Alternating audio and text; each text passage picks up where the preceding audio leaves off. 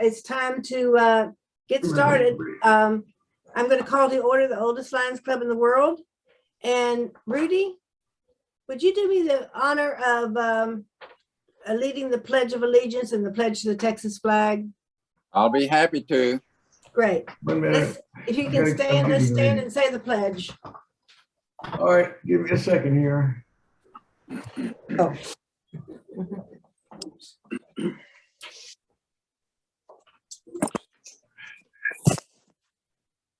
Oops, I'm not ready. I'm waiting on my computer. Here we go. There we go. Well, I'm waiting on my computer. we have the words. Yeah, Words. I think we'll go ahead and. Here we go. You're good. We see you. Right. All right. I pledge allegiance to the flag of the United States of America and to the republic for which it stands, one nation under God, indivisible, with liberty and justice for all. And now to the Texas flag. Honor the Texas flag. I pledge allegiance to thee, Texas, one state under God, one and indivisible. Yeehaw! Yeah. Thank you. Thank you. Thank you.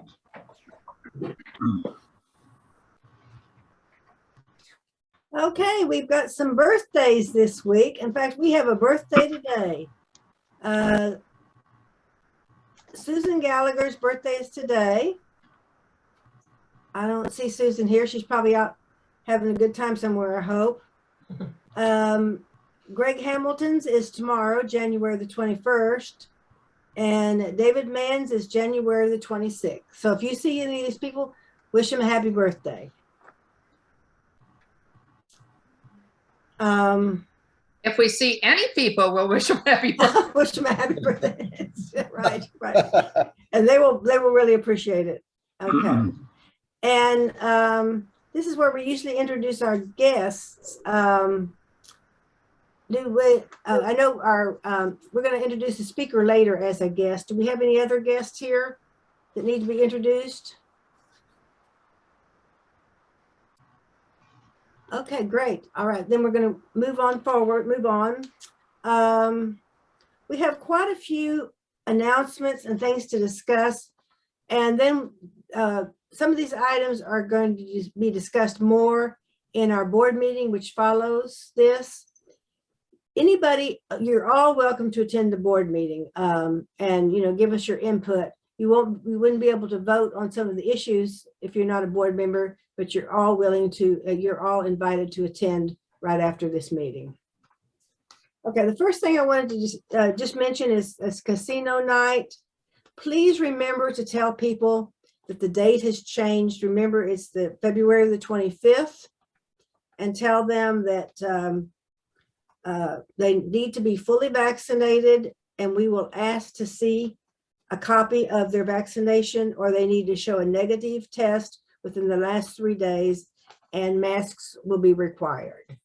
So we don't want anybody to show up and not have that information with them and be disappointed. So please make sure that anybody you've sold a ticket to or ask for an ad or something, if you let them know, I would really appreciate it. Does anybody have anything to say about that? Okay. Yes, I'd like to mention something, Linda. Okay. They can just take a picture of their COVID card and show it to us on their phone. Okay. Okay. I actually took a picture yesterday. I'm very proud of myself because I was just, I thought maybe I should do that. Okay. We're also going to be discussing at the board meeting, we're going to be talking about bingo. And we're going to be having a discussion about that. And we're going to vote on whether we want to continue with bingo or not. So if you want to participate in that, please be sure to join us for the board meeting. Update on the plastic collection. You all know that we've made our 500 pounds, right? And I'm excited to say that, well, I'm not excited. I've got a trunk full of plastic and plastic all in my house. I've got plastic everywhere.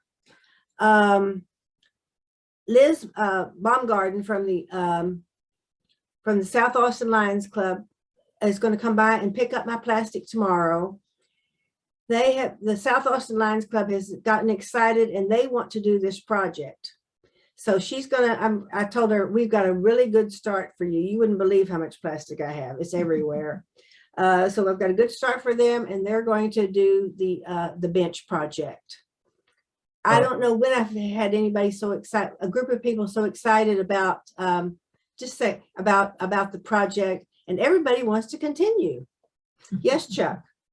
If we're going to be collecting, and we have some can somebody tell us how to contact the South Austin Lions to get them our plastic, or will you be the middleman?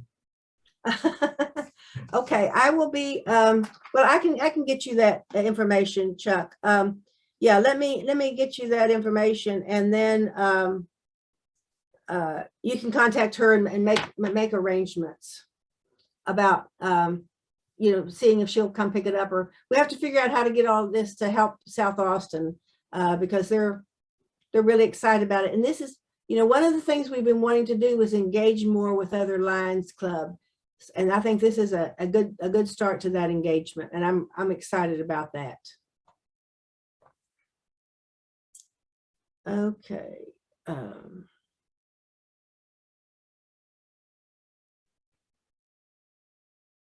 Oh, we're also going to be talking about where we're going to place the bench.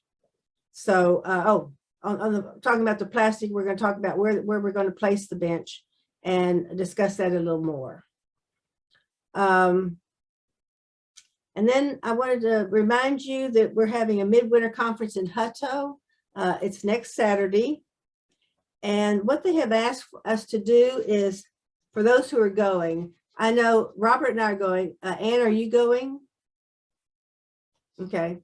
Is anybody else planning on attending? JP, good. Okay. Well, what they've asked us to do also is they're collecting items for Dell Children's Medical Center of Central Texas. And so if you're not attending, if you can get some toys to one of us that's attending, me or Robert or JP or Ann, then we can have some toys to take to that midwinter conference. They sent me a long list of things that people are wanting, but they want all the toys to be new. So, I mean, I have tons of old toys for my grandkids, but no, they want new things. So, and they're saying that most needed categories are for infants and adolescents. They're looking for books, for car seat toys, for mobiles, walking, pushing toys, infant clothing. And then for preschoolers, they want paint by numbers and card games and Legos. If you've been to the store recently and looked at toys, it's a lot of fun. I could just browse around for a while and just look. And then for adolescents, that's a little harder. But for example, they want makeup kits. That'd be fun to buy. And jewelry and scarves and watches and headphones and phone covers and, whatever. I think whatever you bring that's new would be appreciated. Does anybody have any questions about that? Okay. Then let's see if we have anything else under announcements. Does anybody have anything to add to announcements before we move into our program? Yeah, Glenda, Yeah. concerning the toys contribution, are donations accepted, or are they just looking for, for those items? Ann, you want to take that? But you're muted, Ann. Okay, that's a great question, Rudy. And on this list, they say Amazon gift cards are welcome. So if you don't want to buy some toy or clothing, then Amazon gift card would be great. And the other thing I was going to mention, I believe they're not presenting these items to Dell until right around Easter. So Oh. if you can't buy your stuff in the next week, we can, I think if we want to collect things, we'll arrange to get it to the district so that we can make a nice contribution. Are the details in the last district newsletter or the last monthly newsletter? You know, I don't remember, Chuck, but if we have this list that they sent with the agenda for the district meeting. And if we get it to Mark, you could just email it out to everybody, right? Okay, we'll do that. We'll get it sent to everyone in the club. Great, thank you. Right, okay. Well, I almost forgot. Anybody else have any announcements? I almost forgot a very important part of our meeting today. Y'all know that Rose Day is going to be March the 24th, and that's just a couple months away, but you know how we always start celebrating a little early. So we have the first of our rose auctions today. And Robert has bought some lovely roses, and JP is going to be the auctioneer. JP, do you have any advice for people or any recommendation about how to do this, or? Well, it looks like our attendance today is small enough that everybody's on the screen, so I should be able to see everyone. Okay. Robert, would you get those roses a little closer so we can see if they're real live roses or you're just a blooming idiot? Glenda, for the sake of Jen, maybe we should explain how our Rose project goes.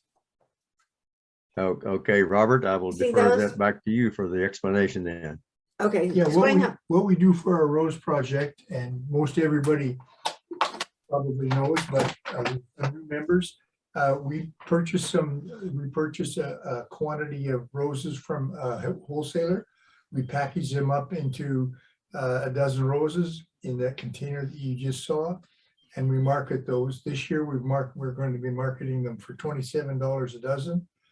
And we then deliver, our membership will sell those roses, and then we will deliver them on the 24th to the party that you've sold them to. So are there any other questions or any questions with regards to that? It is so much fun. So they're hand delivered. So you go and you knock on the door, hopefully if somebody's there, you say they have roses, and they say, well, we didn't order anything. And then anyway, a lot of times it's a surprise. A lot of time, and I have some funny stories I'll tell you another time about delivering roses, but we don't have time today. But it's really something that people look forward to. And I enjoy doing it. I enjoy going out there and making people happy by delivering some roses. So we'll be talking more about that, but let me be quiet now and get into the auction. Okay, let's get started. Okay, thank you, Robert and Glenda. And the procedure will be that you are muted, I see. So if you would raise your hand and indicate your bid level, then I will try not to pay attention if you're picking your nose or scratching your ear or combing your hair. But if you make an unwavering indication, I will count that as a bid. So, you know, these are good looking roses. Robert is holding a set of a dozen there. And this is to raise awareness of this rose project. So who give me the first $50? I need $50. Anybody raise 50? There's 50, John and Mac. Either one of you want 75. I need 75. And I've got two 50s. Come on, guys, raise your hand. I got 50 from one of you. I need 75. And there's 75, Mac. Mac came up strong. I need 100. Anybody give me 100? Where's 100? Anybody 100? Anybody 80? I need 80. I got 75. Need 80. You got 75. Need 80. There's 80. Sid says 85. Anybody 85? Mac, you're shaking your head. Don't do that. I got 80 from Sid. Anybody 85? 85? Anybody 85? Now, if you just smile, I'm going to count that as a bid. I got 80. Anybody 85? Anybody 85? Mac, you look like you're laughing, not smiling. There's 85. Give me 90. Anybody give me 90? I need 90. Looking for 90. Anybody 90? 85 from Mac. A lot of smiles out there. Be careful. I got 85 from Mac, looking for 90. Gaylord, what in the world is that you got in your mouth?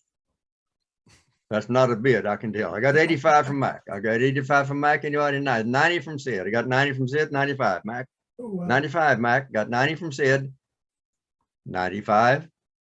He says, no, Sid, I think you bought some roses. Congratulations. Sid will have Robert get with you to figure out how you want those delivered. It's for And Susie. where? It's her birthday today. For whom? For Susie Gallagher. Susie Gallagher. Yeah, she turns 80. She deserves roses today. Oh, that's right. Yeah, we got her down as, yes, that's her birthday today. Okay. Thanks, JP. You did a good job, JP. Thank you. Me too. I did a good job. Yes, you did. Yes, you did. We all thank you. We thank everybody for their help. It's a lot of fun and she will be excited about it, I think. Yes, I would think so. All right, then I think it's time to move on to our speaker. And Mim, would you introduce our speaker for us today? I certainly will. It's my grand pleasure to introduce a very, very special person who had foresight of thought. This is Jen Young, and she is a physical therapist, not just any physical therapist. She took the horse by the tail and wrestled him. She is the CEO and founder of an organization called Red Arena. And Red Arena has therapy sessions for children, adults, and most especially for volunteers. When you go to volunteer there, it's like a therapy session. So here we go, Jen. Thank you for doing this. Thank you, ma'am. It's my pleasure to be here. I appreciate the opportunity to share our program with y'all. And hopefully there won't be technical difficulties. I'm going to try and show the video so you really have kind of a visual of what our sessions look like. And then I've got a little slideshow kind of with our basic information. So I'm gonna try, let's see. So I think the host will have to allow me to share my screen. You already have permission. Okay. All right. So if you don't hear audio once this starts, then let me know and I'll try it a different way. But this is the one we're going to try to watch.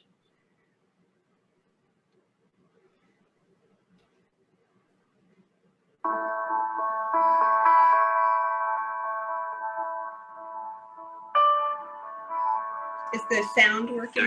There's a huge need for special needs families. A lot of times you just don't know where to go. If people know that there's places out there like this that can empower those children in a way that they've never been empowered before. Red Arena gives the kids the opportunity to show and how they've excelled over the last year. Because Charlie has cerebral palsy. And I think the horse riding and the spirit between the horse and human is something that brings more speaking ability, brings more confidence, brings more energy. And when they're with the horse, it opens them up in some way.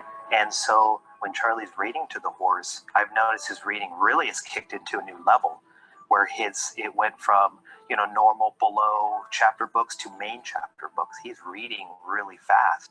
And it's not just one moment or two moments of connecting with the horse, it's multiple moments. Reagan's been riding with Red Arena now for 9 years. We started therapy with her right when she was born. And when she was 2, we went back down to Texas Children's Hospital to show the doctor that she could kind of almost sort of stand. And he just looked at us and said, you need to stop working with her and getting her to walk. Let's focus on talking. She's likely never going to walk. And I thought, let's just look for something crazy and something different. And I was on my laptop on the way back and I was Googling all kinds of things. And I came across this thing called hippotherapy. And Jen Young, her contact information was on the website. So we got back to Austin and I called her and told her our situation, you know, Ray wasn't walking or talking or anything like that. And she said, you know what, bring her out. Let's put her on a horse. Let's see what this is all about. I said, all right, great. And we did. Jen picked her up and put her on a horse, and she screamed her head off. We packed up and went home and thought, well, that was something. Got up the next day. It was my husband's birthday. I gave the gift to Reagan. I said, you need to go bring this to Daddy. And she got up and she walked over to my husband. This is a kid who couldn't take a step, couldn't stand, and walked 6 steps over to my husband. Here we are, 9.5 years later. Reagan's the longest rider, which is just a testament to the program and what it's done for her. It's just the arena, it's so magical. I mean, you hear that horses are magical, but Red Arena gave Reagan her first steps. Yesterday at the Red Arena Roundup, we had a significant breakthrough. Nico is nonverbal, and we see him often progress in a lot of different ways and then digress, because for a child that doesn't talk, what transpires between the horses and our son is transformational. We started at Red Arena a year ago. And when Nico came, he had not been around horses, and he has a love of animals. He saw this horse. He was not intimidated. He climbed up on it. He put his helmet on the first day. I mean, it was never a big deal. And everybody here is so nice. We started coming here, and he started saying the word horse. It was his first word. And that was a tearful day. So yesterday at the Roundup Arena, he is on a horse, and they have to do different activities on the horse, and they stop. And when they stop, Nico says, go. He said the words go. And for my son, who's said a handful of words in his life, it's really important to us and to him to know that that horse is so empowering, and he gets transformed. And if those are his moments in life, then we're just so glad that he has them. Don't know how many of those he'll have, right? So when they come along, they're just so powerful that we just feel very blessed to be a part of this program. It's really special. So when we're out there, of course, we can't hear it. And he's out there with his speech therapist and a couple of his assistants that's helping him get through his little roundup course. And she turns to us, and she's trying to tell us something, or like something's shaking down out there. We're not really sure what.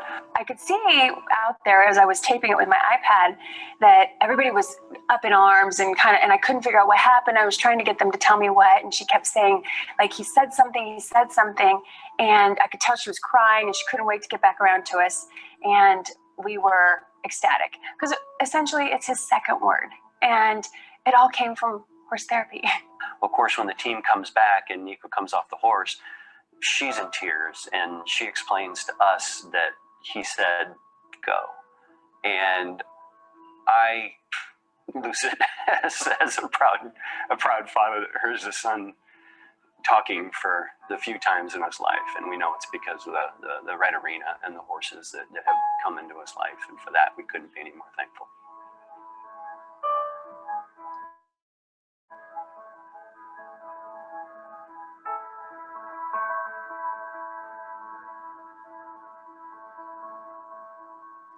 Okay, let me see how I exit out of that.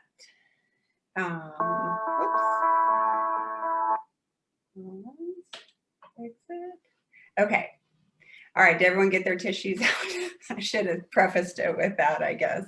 That video was donated to us, and it just happened to be one of our board members organized it for us, and that just happened to be the families that were available to be interviewed the time that they were there. So we just have so many success stories.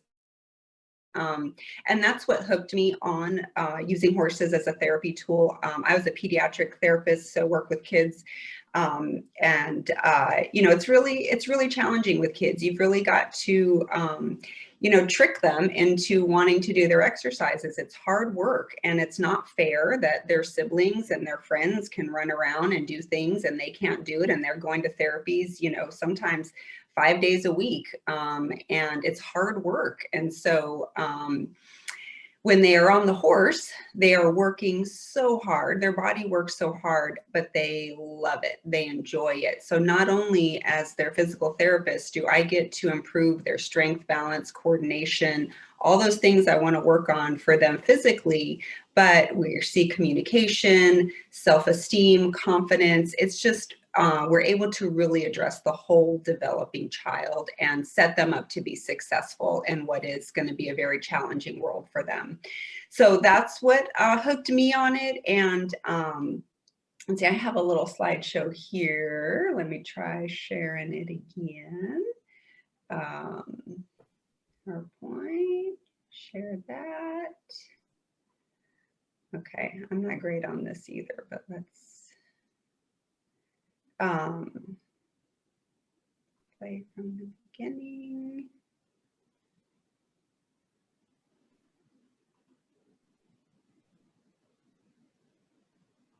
Okay, so our mission is empowerment through horses, and we have 2 locations. So we started in Dripping Springs at my place, but in 2018, we had a covered arena and 20 acres donated to us in San Marcos.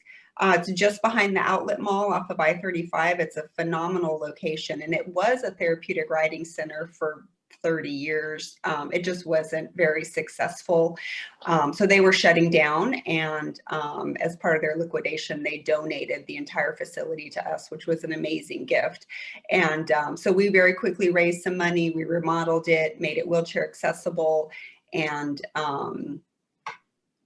in, I don't know, maybe 4 months, we got it up and running. So we started in the fall of 2018 with San Marcos as our second location. Our original location in Dripping Springs was at my house.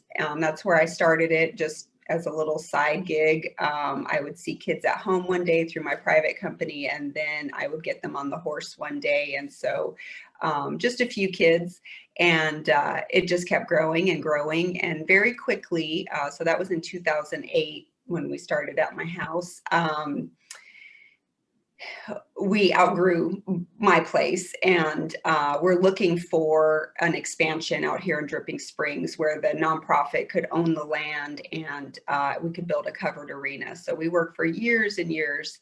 So that was 2008 we started. San Marcos was donated to us in 2018, remodeled it, got it going. And in 2019, we received $1 million donation from the McCoy family of McCoy Building Supply. In fact, it was Mrs. Miriam McCoy personally that donated it so that we could build a covered arena in Dripping Springs. So we were so excited. And this was at the end of 2019. And we thought, yes, you know, it's easily a $3 million project. And we've got $1 million in the bank. And so when big funders see that, you're more likely to get other big funders at that level. We've never had a donation like that.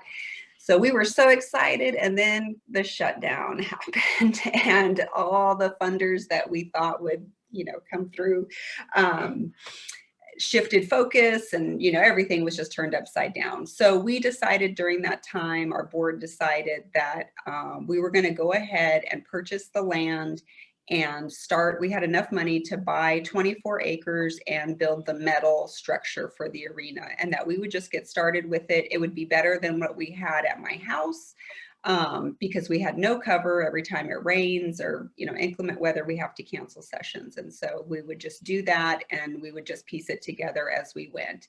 And doing it during the shutdown was a good time. You know, we were serving about 200 a week, and then we shut down for a couple months just to get cleaning supplies. Basically, we couldn't get restocked. But we opened up back in the summer of 2020, and we ran at about half capacity. You know, we work with a lot of families that are really high risk and susceptible, and before the vaccine came out. So we went from about 200 a week down to 100, but we were able to stay open, and the ones that could come did. And I think because we're very open air, and, you know, it was you're not in a small closed room. So a lot of our families felt comfortable coming back. And because we're providing therapy, it's we already have infection control procedures and that type of thing. So anyways, we started chipping away at it, and you know, Mim can testify. She's been at our new arena.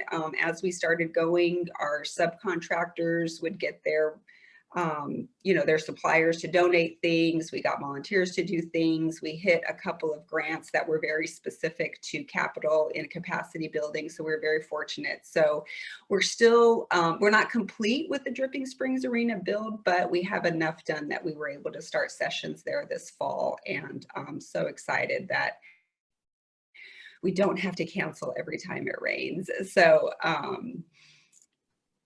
that's our 2 locations. Let's see. So we offer therapeutic riding. And so this is, and sorry, this picture is a little old. This is where we started back at my house.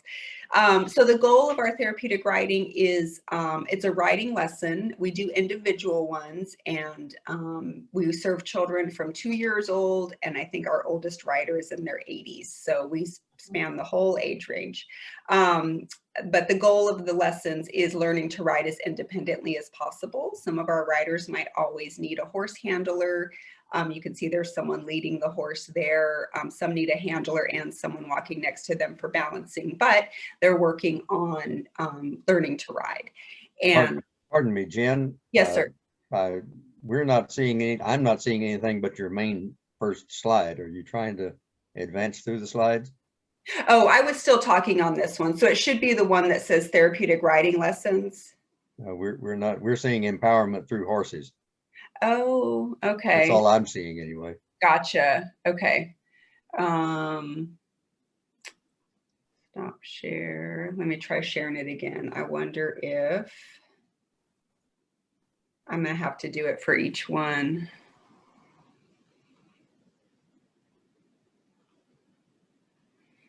Okay. Are you seeing the therapeutic riding one now? Yes. Okay. Okay, I'm going to go to the next one. Let's see if it changes.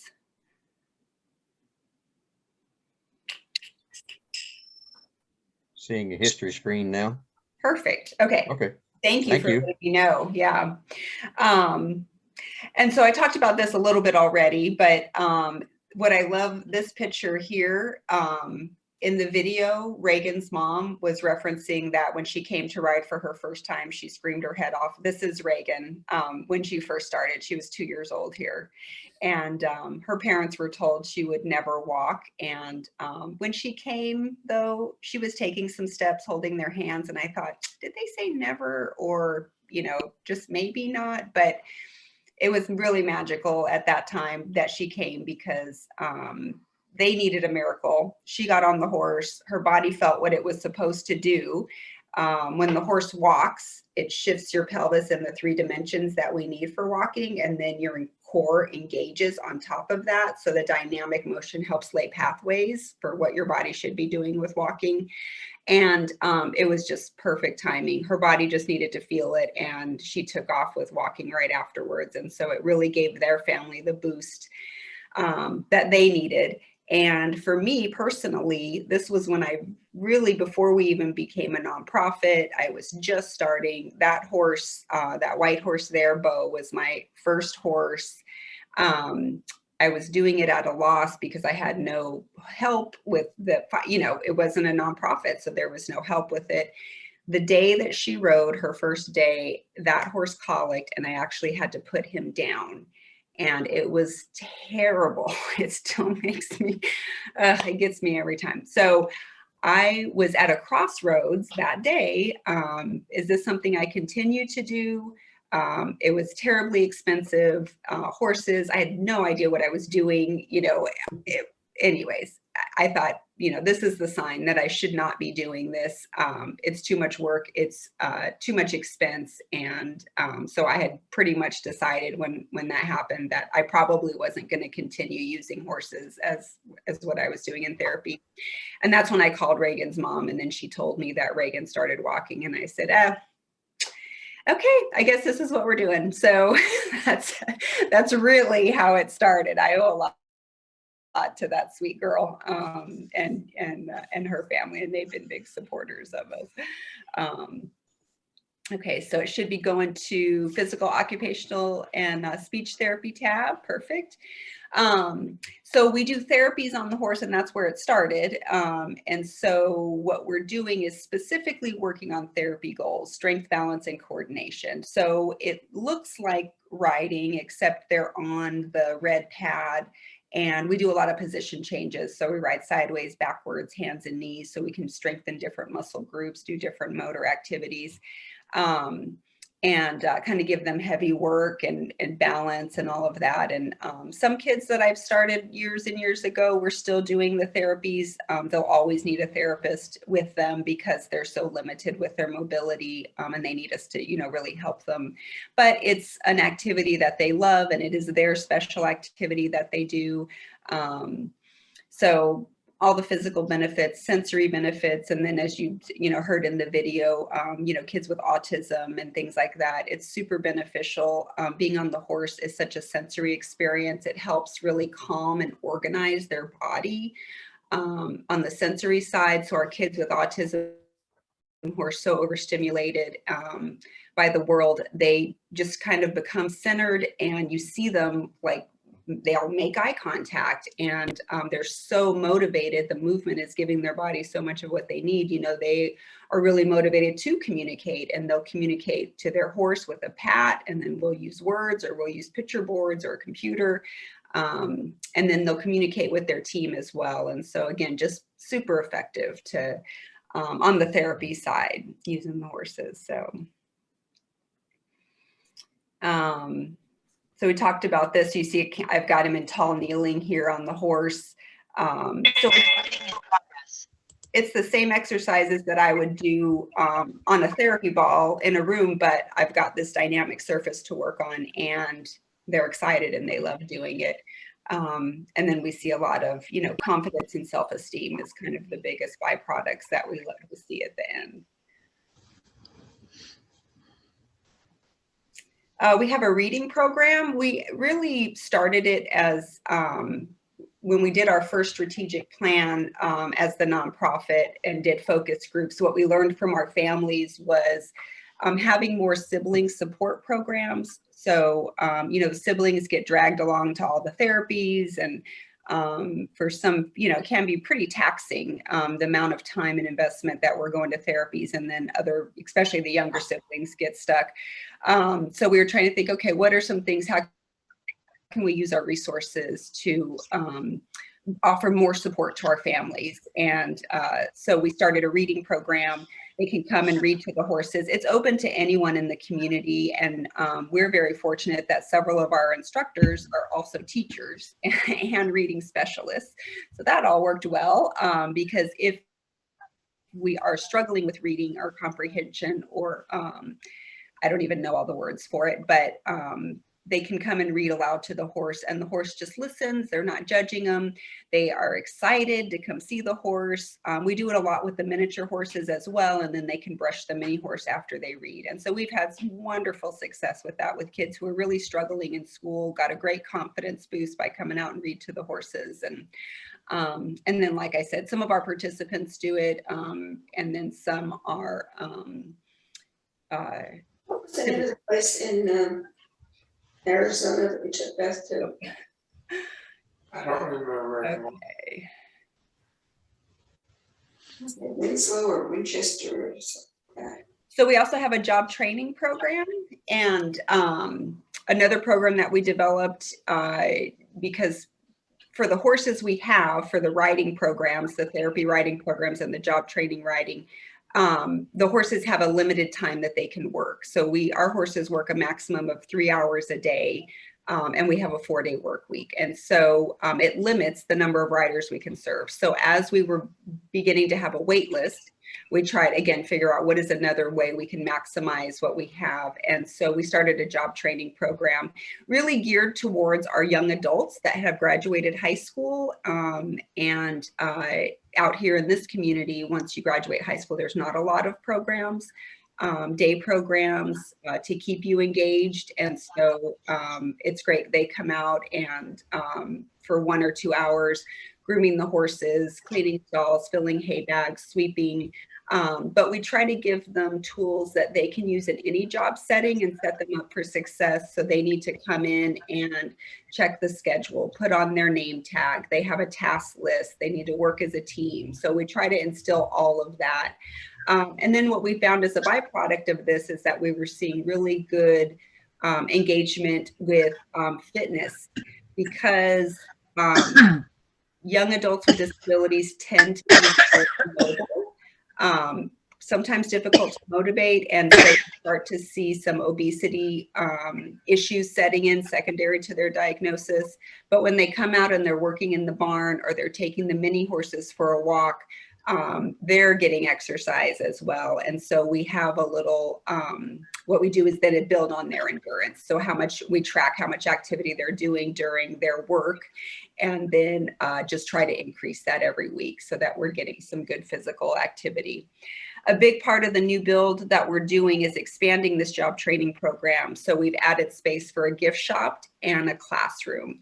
So our idea is that our adults with disabilities can come in, they can ride their horse, they can do their barn work, they can go into the craft room. We're going to make something, I don't know what, something great, and package it, and then they can work in the gift shop as well, so that they could have a half day, a couple of days a week, where they're coming out and really being engaged. And we can open to the community more and be more engaged with the community to come in and see us. Oops. Oh, there we go. Where's my mouse? Okay, the resilience program. So we offer other family support with mental health professionals. Since the shutdown, this one has been kind of tricky, so it's been a little bit on hold, but just offering more to our families when the kids are riding, you know, can mom get some time and kind of talk through some things with a counselor. So we're going to be gearing that up again as we get this build done. We offer summer horse camp. So during the school year is when our kids ride for an hour. They usually come once a week for an hour. And then in the summers, we switch to horse camps in the morning. It's about 8 kids that come, and they trail ride together, horse care, lots of time with the mini horses. Really, we focus on social skills and friendship building, and it's inclusive. So it's for kids of all ability levels. And this is a lot of times when siblings will come or friends will come that don't have a diagnosis. And it's nice because we can all be together and be very successful. So that's definitely a strength that we have to offer. And then, as Mem was saying, volunteers. So before the shutdown, we were over 300 volunteers annually. And if you'd like to volunteer with us, like Mem does and her husband, you can sign up on our website, and then we do an orientation. You come out, get the lay of the land, and then everyone starts in the barn with just barn chores, kind of learning our routine, learning the horses. And you can come, we have so much work in the barn that you can come every week and do that. Or some people like to be in the sessions, so they can progress up to sidewalker training, and then they're in the sessions with us to open gates, get the, you know, help us with our games and that type of thing. So lots of opportunities to be more involved with us. And then that video was taken at Roundup. We used to do it at Dripping Springs Ranch Park, which is the huge covered arena out here in Dripping Springs that the city owns. That's where this picture was taken. And so Roundup is our annual horse show. We do it towards the end of May every year. We have a huge silent auction. It's both online and in person. We have raffles, barbecue, a trail run. It's a free event for all of our families to come out. The kids ride, kids and adults.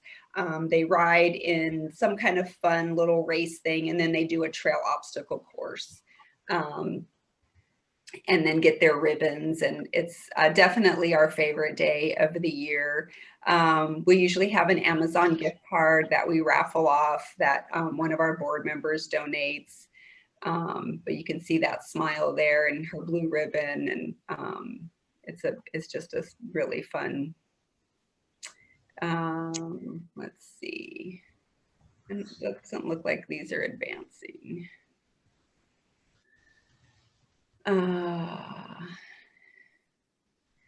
Okay, is it showing the horse of the year? Okay, so we'll start this. So we collect donations.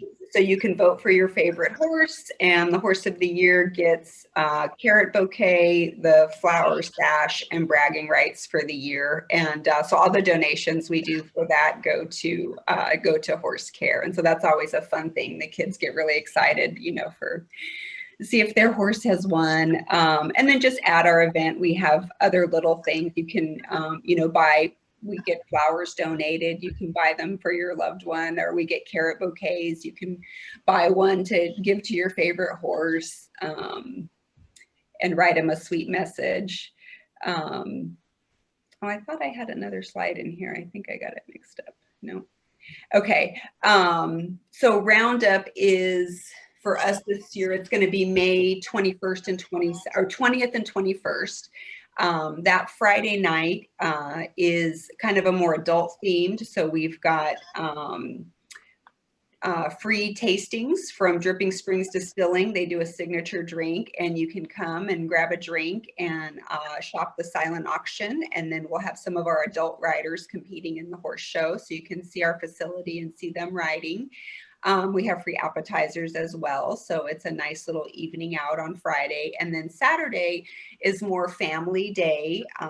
So it will go most of the day on Saturday. And we've got kids games out in the front of the arena where you come in. So kind of like school carnival games, and they can win tickets and get prizes. So, and again, that's free, you know, donations we appreciate for that, but it's free. So if you want to bring your grandkids out, and check it out, that's a fun day to come. And then we'll have barbecue lunch plates you can buy. You shop the silent auction, and then you can cheer on the riders when they're riding. So that's the end of my slideshow. Questions for me? That's a place that have horses. So it's Friday night and Saturday morning. I wanted to just say that one of the things that I think our Lions Club can connect with Red Arena is that we are always looking for campers to go to Texas Lions Camp. And this may be a source in which we can find a few more campers that didn't know about our Texas Lions Camp. The other thing that we could possibly connect is to a Sunshine Kids, which are children with cancer, and they bring them out to the facility. I think, if I'm not mistaken, I think this year it may well be at San Marcos. But anyway, we want to, one of our missions is children with cancer. And so that might be another way we might connect with the Red Arena. Yes, and you know, Mim, I don't know if you and I talked about this, but we did host Sunshine Kids a few years ago, and they came out for their horse day, and we got them to ride, and we had all of our different activities, kind of like we do at camp, and it was amazing fun. So we are definitely set up for that. And the director came out, and she said, I don't know if I'm supposed to share this, but she said, wow, this is the safest I've ever felt with the kids on the horse. And I said, yes, that we're all about safety here. We know what we're doing. And so we loved that. And that was a really fun day. So I hope we could partner on that and do that again. Will you be having a Sunshine Kids Day this year? So we haven't, you know, since the shutdown has happened. But yeah, I'm always open to that. And so, yeah, we need to do our outreach and see, because we can host it at San Marcos or Dripping. Yeah. Well, for our club, Dripping would be the best, traffic best location, even though it's a bit far out. Many of our members are located way up in Cedar Park and Leander. And so we cover the whole gamut of the Austin and surrounding area. Yeah. I was just wondering, when you said adults, how old adults do you do? I mean, one of our riders is in their 80s. So. Oh, good. Yeah, stroke. My sister's 74. Yeah, as long And I as would- the doctor signs off on it, then we can do it. After a stroke, head injury, any cancer treatments, you know, all of that. It's a great way to, you know, build up physical endurance and balance, and yeah. She's just mentally disabled and does Mhm. have some balance problems. I know that riding would make a huge difference for Yeah. her. Yeah. Thank you. Yeah. And if you go on our website, that's where new participants can sign up. There's a form to fill out. And then once that form is complete and we have they'll need to submit the note from the doctor that okays them to do it. Then we set up a screening. I do the screenings as the intake. There's no charge for it. And then we can talk about, okay, we should do therapy or which program is best and work on scheduling. Great. Thank you. Mhm.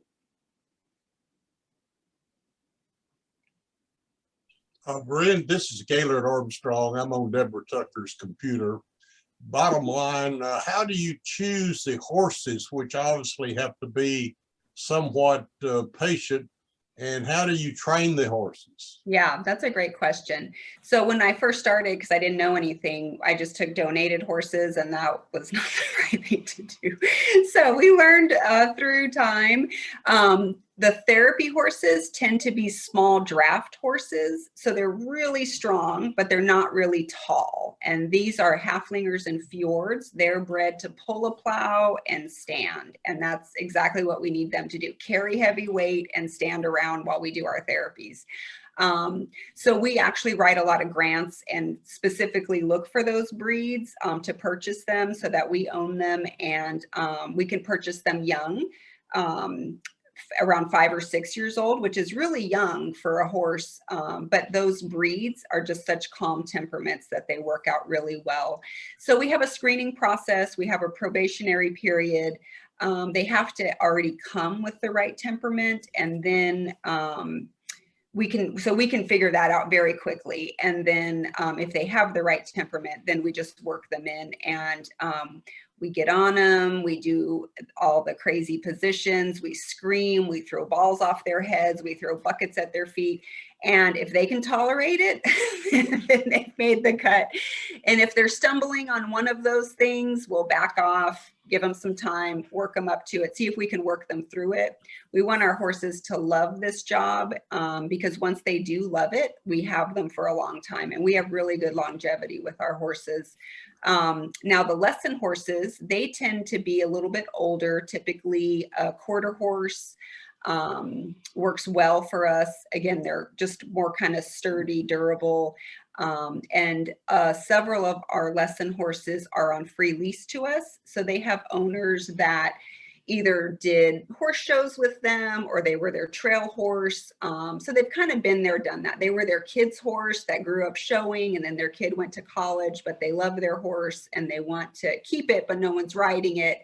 So they'll free lease it to us. And then we'll do the same thing. We'll introduce it to all the crazy stuff to be sure that they can tolerate it if we do have a kid. And that's typically, there's not always crying and there's not balls going off their head, but we just want to know that they could expect that could happen. Yeah, and then we use them in the lesson program. And what's great about that, since they're older horses, then when they retire from their therapy work, we call it active retirement living at Red Arena, then they go back to their owner. So it's really a win-win. That's marvelous. It really touches my heart and my mind. I grew up on a dairy farm as an only child, but I had a wonderful pal in the form of a Palomino horse. Oh, yeah. And of course, she was called Pal, but it didn't matter how bad the day was. Pal was always glad to see me. Right. And Yeah. there's something special about the use of your equine therapy, and that's a marvelous presentation and a very impressive program. Thank you. Thank you very much. Yeah. Yes, Miss Ann. Jen, I have. Oh, it looks like you went back on mute. Okay, there we go. I have 2 questions. Do you work with, there's a Lions Club in Dripping Springs, and there are 2 Lions Clubs, maybe 3 in San Marcos. Or do you do any activities with those groups? So the San Marcos Lions Club is a big supporter of us. They usually give us a pretty good donation every year. And the Wimberley Lions Club is another supporter of us. You know, I presented to Dripping Springs a while ago, years ago. And I just haven't circled back with them. Oh no, wait, yes, Dripping Springs. I'm thinking of, Kiwanis. No, the Dripping Springs Lions Club is also very supportive of us. And when they're doing an event, we might bring the minis out.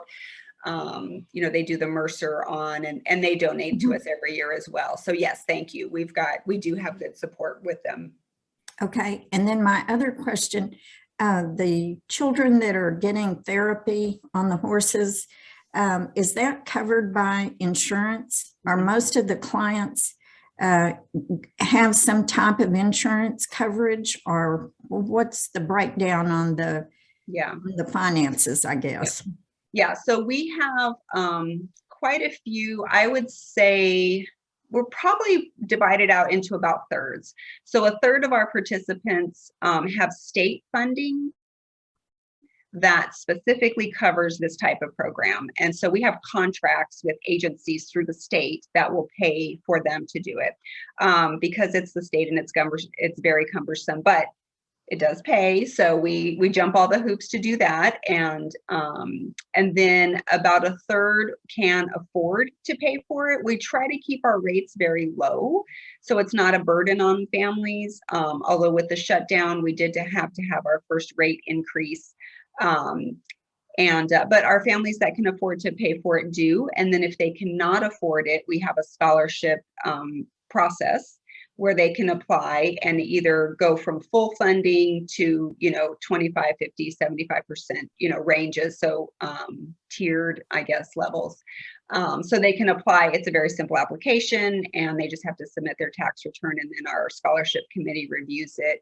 And the money that goes into that scholarship fund comes from what we raise at Roundup. So Roundup is our biggest funder of scholarships. And then I do work on grants and things that will specifically fund it. But the donations typically like from the others Lions clubs and things are going into Hill Country Rally is a big one out here in Dripping Springs, and that goes in towards scholarships.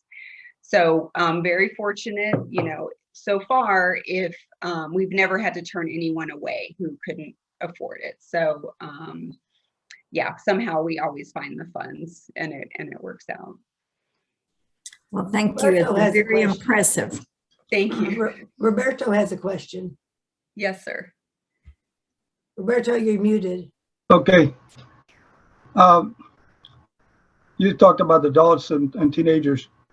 A lot of the disabilities comes from deep grieving, events that happen, or there are persons that are grieving.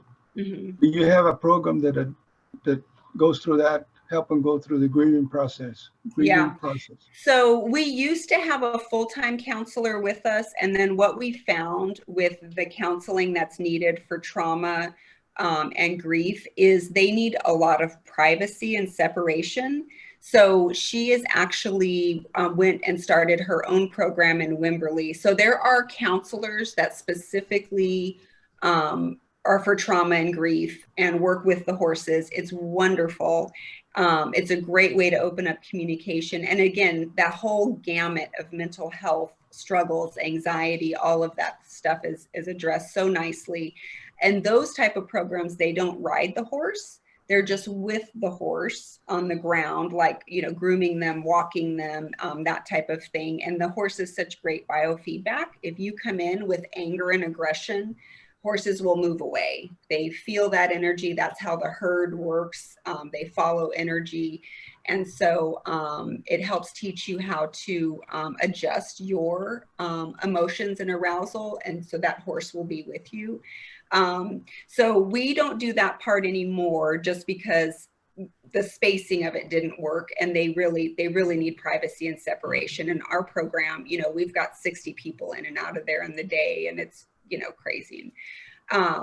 But we do, a lot of times what we do see, and probably because we work so closely with her, once they've gone through that process, they might want to do riding lessons, and then sometimes they'll come to us for the riding part, and we can kind of give them that very beginner riding. A lot of our kids do have, and adults, I say kids, but kids and adults have a lot of anxiety. And so there are some other mental health, secondary to their primary diagnosis. And so we are in tune to that as far as helping them work through it when they're riding the horse. And just being on the horse helps, honestly. And so that's kind of how we've partnered on that. We're exploring now that we've got the new space, will we add it back in there, or does it make sense to just collaborate with another program?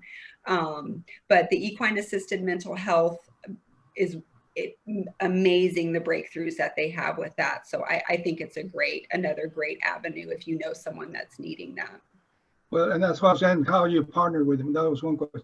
The other thing is, can you go over just briefly over the costs, approximate what we're talking about for costs? Yes. So if it's private pay and there's no funding and you haven't applied for a scholarship, the riding lessons are $85 and the therapies are $120.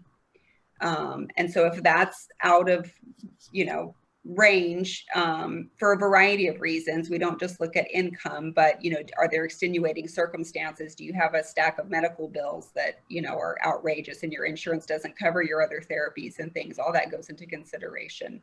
And so then it goes down to, 85, 65, 45 or free, no charge, full scholarships. Thank you. You're welcome. And that scholarship application is also on the website. Great questions. I'll also mention that you can meet the horses on the website as well. Yes. And if you come to Roundup and you bid, you can do mini horse beauty parlor. You can bring your grandkids out and they can spend time with the minis. So that's a fun one to bid on. So yeah, that's a good way to get them out. Yes, sir, Mr. Mack. I was just curious about what is unique about horses. And, I've heard of therapy dogs and cats, not so much, but what is it about horses that's different, that appeals to kids with disabilities or people? Yeah. Well, I can first speak to just me as a physical therapist, just because when you are riding that horse, the way that it moves your pelvis in the 3 dimensions is what we need for walking. There's no equipment that we have that can give your body the asymmetrical but symmetrical movement repetition over and over, other than when you ride a horse. And so it lays a foundation through the pelvis of what we need for walking. And so that's just one little piece there. But the sensory impact of being on the horse, it works through your proprioceptive system. So your proprioceptive system is your internal body awareness and how your body is in relation to each other. And you might see, kids kids that are really hyperactive, they're looking for a lot of movement. You get them on the horse and the rhythmic movement of the horse helps engage that sensory system and calm them down and bring them. But it's magical because, and I say that I'm not into magic, but a kid with low tone whose body isn't engaged, you get them on the horse, that rhythmic movement of the horse engages them up and brings up their energy where now they're using their body. So the riding part of it hits sensory motor strength, just being on the horse to do it. But the emotional side of it is there is just an amazing connection, and not all horses have it. I mean, I think they do, but maybe they choose not to. I don't know. But because they're herd animals, they're very in tune with the energy of the herd. So the herd in the wild, there's a boss horse. It's usually a boss mare. and she's on alert, or it's the stallion and he's on alert and he's watching for danger. And when his energy picks up, the entire herd's energy picks up because they need to run away from danger. So they are just in tune with our energy as well. And so I think on the mental health side and just kind of the confidence and your emotional arousal, they give you immediate biofeedback as far as what are you projecting? They're reacting to it because they're just so sensitive to it. And then they're just beautiful and pretty, and it's really amazing. And cut me off if I'm running over time. But so when I very first started, we had a young man who was a select baseball player. He was in middle school, amazing kid, you know, overachiever. And on summer break, he was hit by a car in a parking lot. And basically, you know, head injury and motor-wise looked like he had a stroke. He knew what had happened to him. So not only was he trying to physically recover, but the emotional recovery was very hard. So he was coming out here to ride, doing physical therapy. We're specifically working on his body. And this was before I had developed any other programs.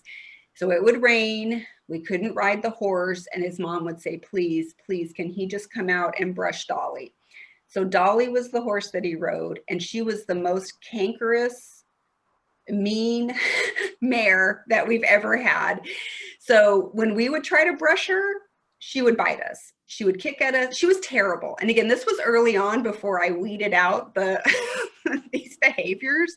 But when this boy came, he would brush her. He would take her head and wrap his arms around it and just lean into her head, and she would just nuzzle him. And she knew it was special and that he needed that.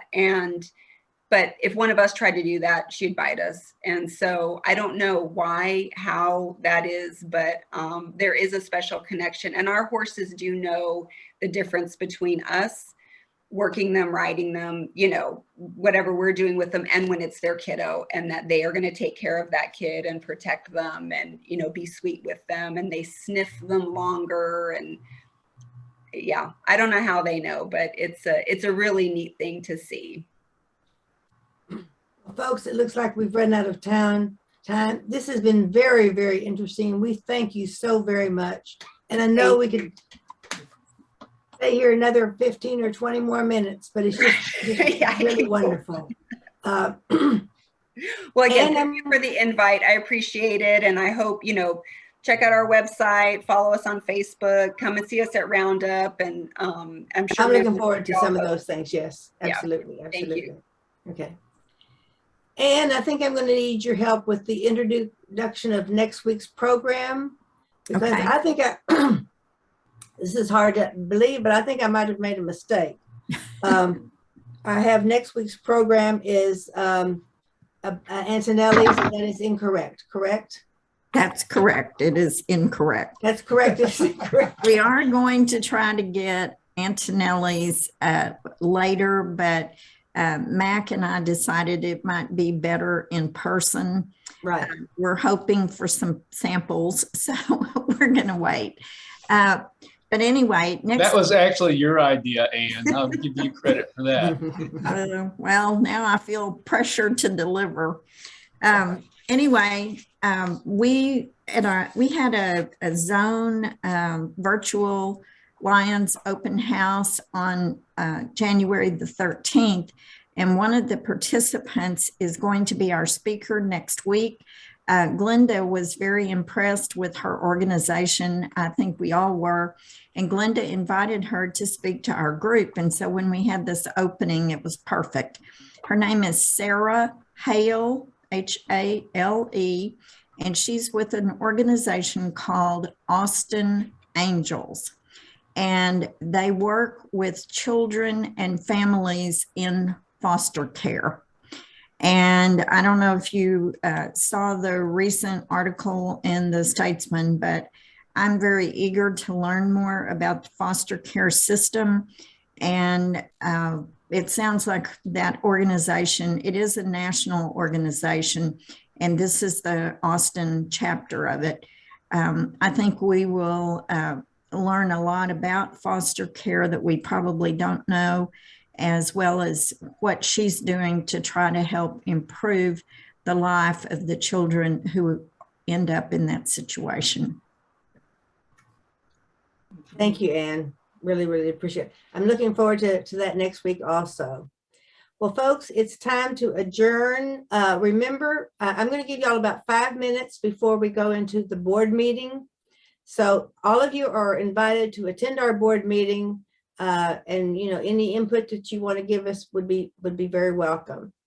So with that, I'm going to adjourn for about 5 minutes, and then we're going to have our board meeting. Thank you so very much, everybody. It was great to see y'all. Bye-bye. How about the roses? Oh, how about the roses? Oh, how to get them to Susie Gallagher? Yes, Give me an address. If you got an address, yes. I'm doing it right now.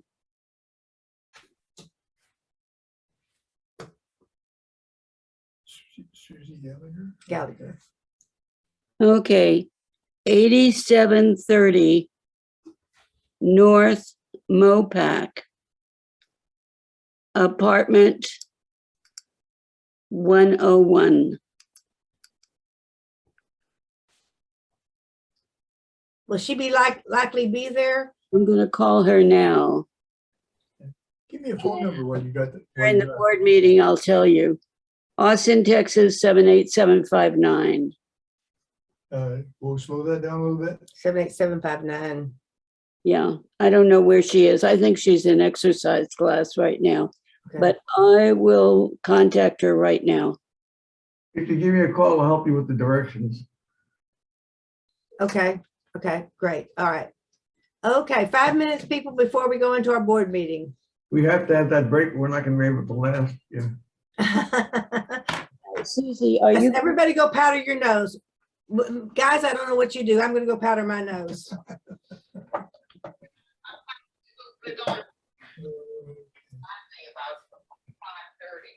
Okay, thank you. You'll be expecting some from the Lions, but not from the. Okay. All right, happy birthday. Thank you, dear. Talk to you later. See you later. I feel obliged to help you with those. I don't know why.